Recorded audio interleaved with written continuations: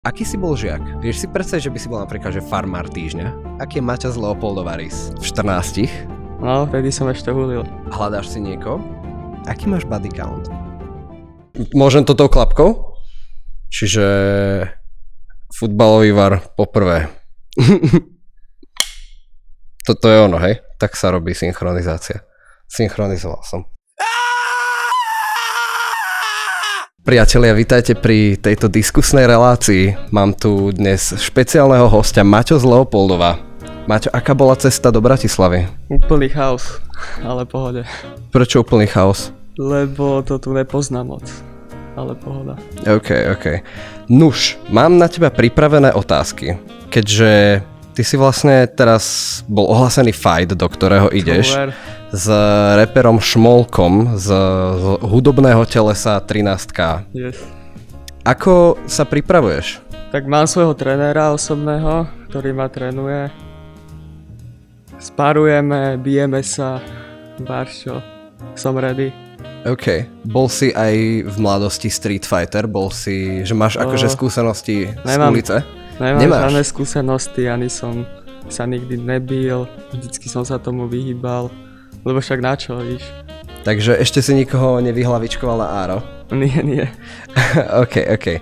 Ešte len vyhlavičkujem. Ako ti zmenila život prípravka vlastne?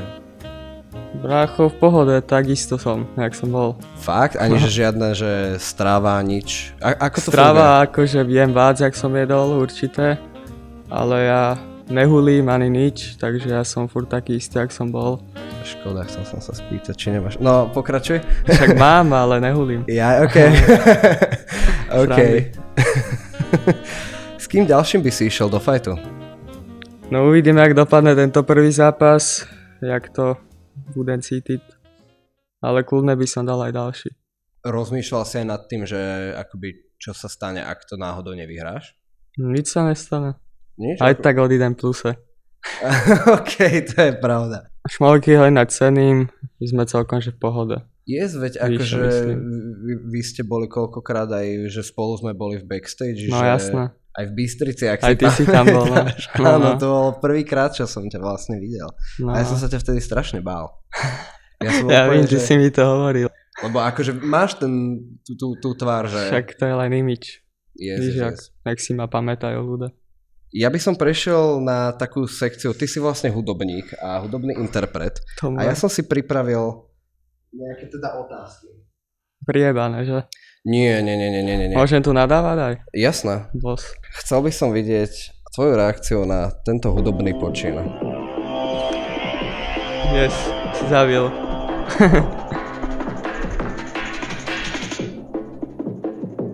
Sila. Yes. Sila, ako Attila, mega krepe, stále idem hore ako helikoptera. Zabijak, čo ty poviem? Yes. Aké boli okolnosti vzniku tohto tracku? Koľko si mal rokov, keď to vyšlo? Asi tak 14 som mal, tak to berem tak, však mal som 14, tak čo? Ale dobrý track aj podľa tak. mňa to je vlastne, je do to track, ktorý ťa reálne tak preslávil asi najviac. Áno. Na fite Kanakid. No to je boss. Ako si sa s ním spoznal? Víš čo, ja som ho dlhšie tak sledoval a začal som chodiť do Štútka, do Levíc a on bol blízko z Lučenca alebo tak som mu povedal dobehni a fajčili sme sa a toto sme nahrali. No, vtedy som ešte hulil. Počkaj, a kedy si prestal huliť? Asi 2 roky dozadu. Čiže, a teraz máš 19. Áno. Ten track, Sila, mal vlastne dosť aj ohlas. Sú tam komentáre, môžeme si prečítať. Daj to sem. Malej kluk jednou skončí na drogách swag. A dokonca si to aj lajkol. Splnilo sa táto veždba, alebo teda... Tak neskončil som, ale nehovorím, že som nemal. Yes. Ale ani som taký, že to potrebujem, ani to nechcem. Je to luxus jak piča kluci, sila jak Attila, megaval. Čo ty na to poviem? Je to tak. A takto to vyzerá, keď si dá decko prvýkrát weed. Tomu ver. Mal si vtedy prvýkrát? Nie prvýkrát, ale takú amnesku dobrú. OK, kedy si mal prvýkrát, ak sa smiem spýtať? Si tak 12. Fúha. A to v Leopoldove akože... V Leopoldove je to normálne, no. To je strašné. Reagoval na to ale aj Sliminko. Ako si to vlastne vnímal? Lebo on mal vtedy dosť výtlak a dosť ľudí tam išlo akoby na to video aj skrz jeho videa. Ako si vnímal vlastne, lebo akože bol si ešte mladý človek. No. A to si bol vlastne, končil si akorát základnú školu. Ako si vnímal ten hejt? V pohode. Hej? Áno. Že to k tomu patrí. Ja neriešim hejt ani nič, že nech si, každý má svoj názor na mňa. Nech má každý, aký chce. Víš, čo myslím. Bolo aj niečo, že spolužiaci napríklad boli voči tebe nejakým spôsobom zaujatí alebo niečo také? Akože hejteri alebo tak? Yes. Ne, nikto si nedovolil. Nedovolili si? Ne. Plánuješ v blízkej dobe nejaké nové projekty? Robím na albume novom, ktorý asi vyjde ešte pred zápasom, dajme tomu. Čiže niekedy v oktobri môžeme čakať nový album? Tomu ver. A povieš aj napríklad, že ako sa bude volať alebo niečo také? To ešte nevím, to ako musím fakt popremýšľať. A je tam niekto aj taký akože na feate alebo niečo také? Zatiaľ nemám featy, zatiaľ to, čo som nahral, tak tam nemám featy. Určite tam dám svojich z Leopoldova, Oxyk 19 a tak. Ale uvidíme, možno bude aj viac featov. Ty si vlastne teraz mal dosť boom, bol si v rape. Tomu ver. Zmenili sa ľudia, odkedy si bol vo rape, že akože začali ťa vnímať nejak inak, alebo máš pocit, že sa správajú k tebe inak? Čo ja vím, ako v mojom okolí asi ne. V mojom okolí všetko v pohode. Určite ma viacej riešia takto, čo je len dobré. Však nech si riešia. Prospieva to tej publicite. Tomu ver. Máš viacej house, odkedy si bol vo rape? Fú, kámo, prečo si to myslíš? No neviem, akože preslavilo ťa to viac, takže ja viem, že ako povedal Miky Mora, nechcú konvalinky, idú po sláve ako chce. Víš, ja som mal frajerku dlho. Ja som taký verný skôr. Jo, to som sa inak chcel spýtať, že máš house, alebo si teda skôr ten verný typ? Verný najviac. A čo musí žena spraviť, aby si pre ňu napísal love song? Musí mi dobre vyfajčiť kokot. To... Čiže... Hľadáš si niekoho? Koho? Akože nejakú žienku, lebo však prichádza jeseň, obdobie najväčších depresí. Hodila by sa voľaká taká normálna. Aký je Maťa z Leopoldova rys? Vieš, čo nepoužívam to ja. Taktiky na babiky? Nepoužívam to ja nemusím. Mňa napadla, ale neviem. Ak nechceš odpovedať, neodpovedaj. Aký máš body count? Je to menej než 10 a viac než 5. Ty kokos, tak to si lepší jak ja, bracho. Do piči, chytil som krč dole. Takže tak volák, no. Aký je tvoj typ ženy? Čo musí mať proste ideálna tvoja žena? Chudá, normálna byť. Čo znamená normálna? Však proste nebyť piča, víš. No, tak ale to povie každý, chápeš, kto by chcel piču. Ja nevím, že mi bude plakať, že som lajkol fotku voľakej inej príspevok, víš.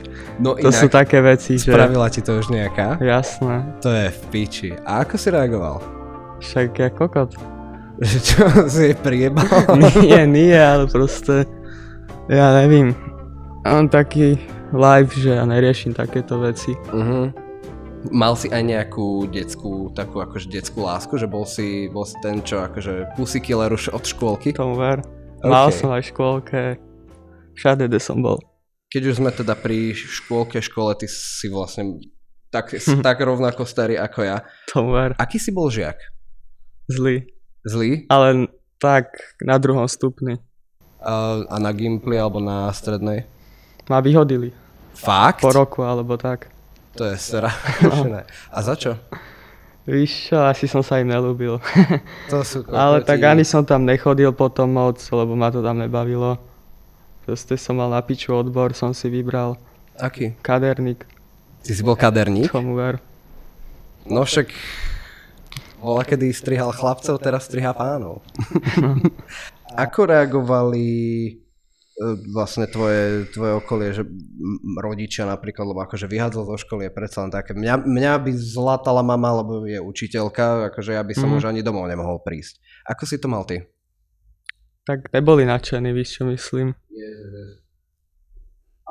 Ale ako není to niečo, čo by niekto nečakal odo mňa.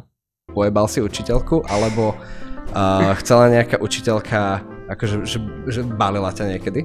Čo som ty? To ty také robíš. Ne, skôr ma nemuseli. No však preto, že si bol presne ten taký bad kid, taký ten bad boy. Skôr ma nemuseli, no. Keď sa bavíme už o tom vzdelávaní, tak jeden reper sa vyjadril ohľadom vzdelávania, respektíve ohľadom toho, že by ľudia mali ísť na výšku. Chcel by som vidieť tvoju reakciu. Yes. Si zabil.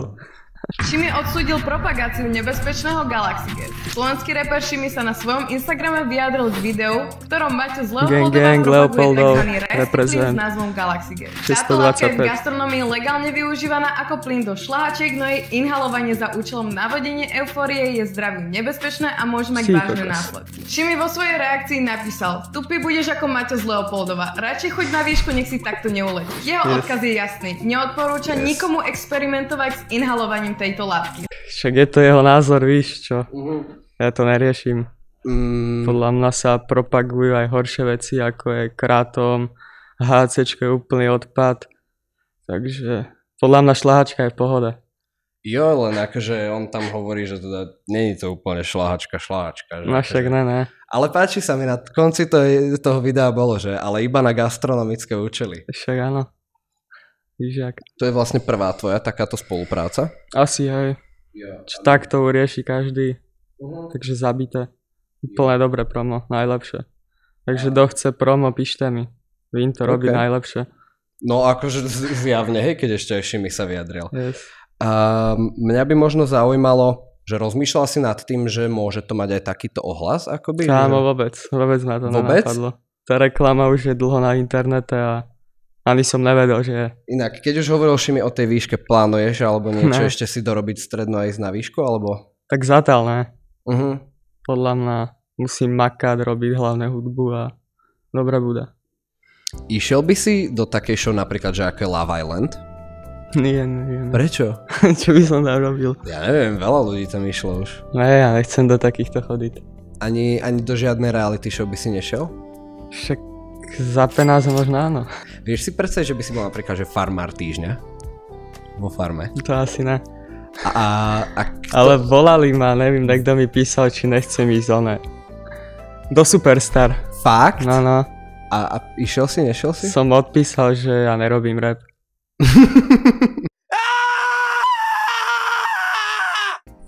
Takže prosím ťa, Maťo. No. Napíš mi 3 náhodné fakty o sebe. 2 hours later. Tak som empatický, spolahlivý, priateľský. Som priateľský, není som žiadny namyslený, degeško. Yes. Bavím sa proste s hocikým.